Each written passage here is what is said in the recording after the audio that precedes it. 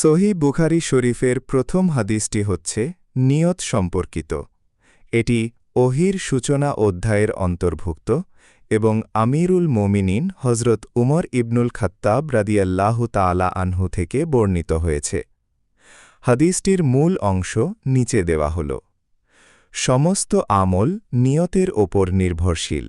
প্রত্যেক ব্যক্তি তাই পাবে যার নিয়ত সে করেছে। হাদিসের সারসংক্ষেপ। রাসূলুল্লাহ সাল্লাল্লাহু আলাইহি ওয়াসাল্লাম বলেছেন যে মানুষের প্রতিটি কাজের ফলাফল তার নিয়তের ওপর ভিত্তি করে নির্ধারিত হয়। কেউ যদি আল্লাহ ও তার রাসূলের সন্তুষ্টির জন্য কোনো কাজ করে, যেমন হিজরত, তবে সে সেটিই পাবে।